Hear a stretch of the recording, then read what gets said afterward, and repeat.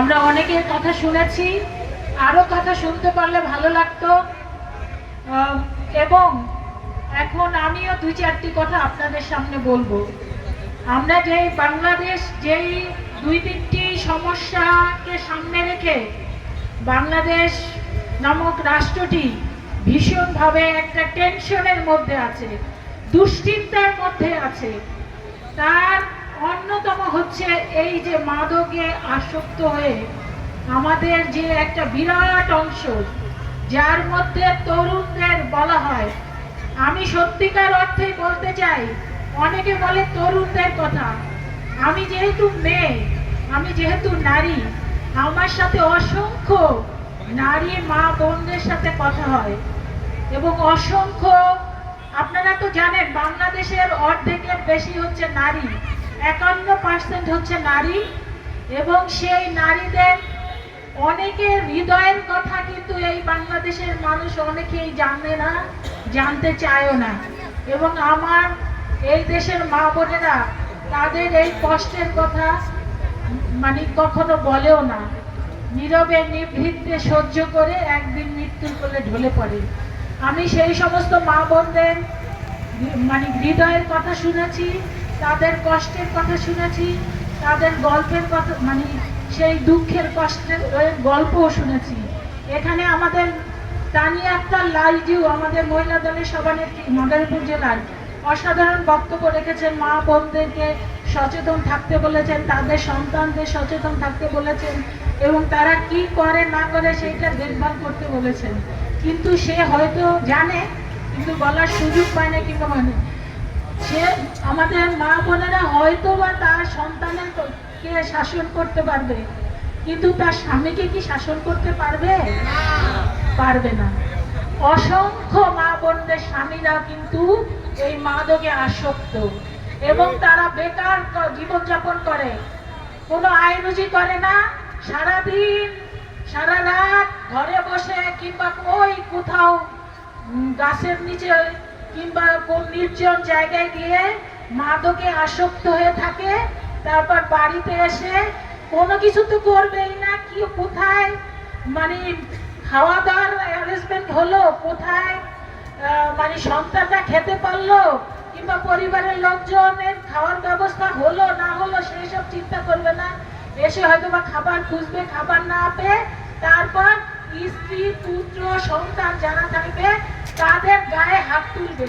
এভাবে দেখা যায় ম্যাক্সিমাম সময় মা বোনেরা, বিশেষ করে যারা স্ত্রী, তারা অনেকেই কিন্তু ওই ঘরে, ওইটাকে বলা হয় ডোমেস্টিক ভাইলেন্স, মানে ঘরে নির্যাতনের শিকার হয় এবং এই নির্যাতনের কথা কিন্তু কেউ জানে না, কাউকে বলে না, মুখ ফুটে বলে না।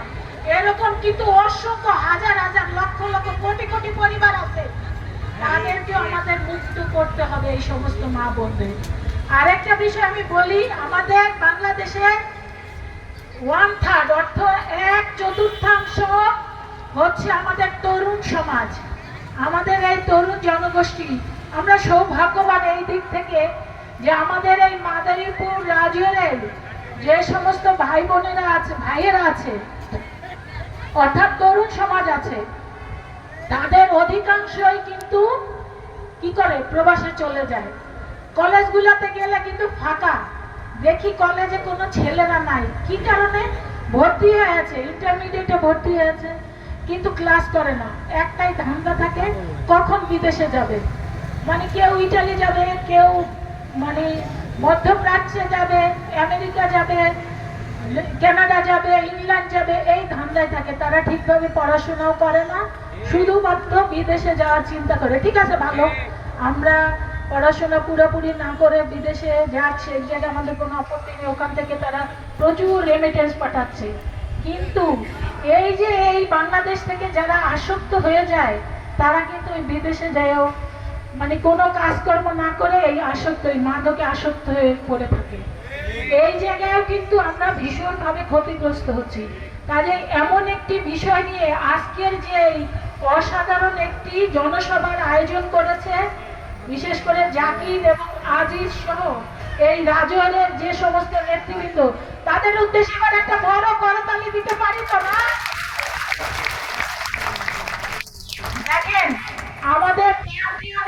বর্তমান প্রধানমন্ত্রী জনাব তারেক রহমান এবং স্বরাষ্ট্রমন্ত্রী ইতিমধ্যেই আপনাদের এই যে পুলিশ আমাদের ওসি তদন্ত সাহেব বলেছেন যে ইতিমধ্যেই মাননীয় প্রধানমন্ত্রী এবং স্বরাষ্ট্রমন্ত্রী সহ সমস্ত জেলায় জেলায় পুলিশ সুপার আছে, ওসি আছে, বিভিন্ন থানায় থানায় একটা কঠিন নির্দেশ দিয়েছে। সেটা হচ্ছে মাদক থেকে এই বাংলাদেশকে আমাদের মুক্ত করতেই হবে, এর বিকল্প কোনো পথ নাই। সেই জন্য কি করা দরকার বলেন তো? সবার আগে মাদকের যারা ব্যবসা করে সেই সমস্ত দুষ্ট লোকদের ওই প্রতিষ্ঠানে হানা দিতে হবে, ওইগুলা সম্পূর্ণভাবে নির্মূল। এখানে কোনো আপোষ কি চলবে? কোনো আপোষ করা যাবে? এখানে যারা আপোষ করবে, এর পক্ষে যারা সুপারিশ করবে, তাদেরকে সবার আগে আইনের আওতায় তাদেরকে জনসম্মুখে বিচার করা হবে। এখনো কিন্তু অনেক দুষ্ট চক্র আছে যারা এটা নিয়ে ব্যবসা করে এবং থানায় অনেক তদবির করে। আমি বলতে চাই তাদেরকে হুঁশিয়ার করে, এবং সাথে সাথে পুলিশ সুপার মহোদয় এবং ওসি তদন্ত এবং ওসি সাহেবরা যে আছে তারা ঠিক জায়গায় হাত দিয়েছেন। অর্থাৎ আমরা যদি ওই ব্যবসাগুলো একবারে বন্ধ করে দিতে পারি তাহলে এমনি এমনি করেই কিন্তু মাদক এই সমাজ থেকে চলে যাবে। এখানে কোনো আপোষ আমরা করব না ইনশাল্লাহ। এই রাজনবাসী সবার আগে সেই জায়গায় অগ্রণী ভূমিকা পালন করবে। আর জায়গায় বলেন করবেন তো? আপনারা মা বোনদেরকে সর্বাত্মক সহযোগিতা করবেন তো? কারণ কি এটা সত্যি, লাইজুর সাথে আমি একমত। মা বোনেরা যারা আছে, মায়েরা বিশেষ করে, তারা তাদের সন্তানকে বুঝাতে পারবেন এটা কি। স্বামীদের কিছু করতে পারবেন না। স্বামীদের জন্য এই যে পুলিশ যে তদন্ত ওসি তদন্ত যে এসছেন ওনারা এই দায়িত্ব পালন করবেন। আর তারপরে আমরা সেই দায়িত্ব পালন করবো। এই যে রাজনীতিবিদরা আছে, তবে রাজনীতিবিদদের মধ্যে অনেক খারাপ আছে যারা এই ব্যবসার সাথে জড়িয়ে পড়ে, তাদেরকে সাহায্য করার জন্য আমরা রেডি আছি। আমরা যারা এই যে এই অন্যায়ের বিরুদ্ধে এই মঞ্চে একাত্ম হয়েছি, আমরা তাদের বিরুদ্ধে সোচ্চার আছি। যেখানে যেই নেতা, যেই পার্টি নেতাকে আমরা দেখব তাদেরকে আমরা আইনের হাতে সোপর্দ করে দিব। এখানে কোনো কম্প্রোমাইজ চলবে না। দ্বিতীয়ত, আমার এখানে অসংখ্য ভাইয়েরা বক্তৃতা দিয়েছেন, তাদের সামনে একটা বিরাট সমস্যাটা হলো এরকম যে আপনারা তো জানেন দীর্ঘ 17 বছর এই বিএনপি নামক দলটির উপরে, বিএনপির নেতা কর্মীদের উপরে কি অত্যাচার নির্যাতন হয়েছে এটা তো আপনারা সকলে জানেন। আমরা একটা মিছিল করতে পারি নাই, আমরা একটা মিটিং করতে পারি নাই। আমাদের অসংখ্য নেতা কর্মীরা বছরের পর বছর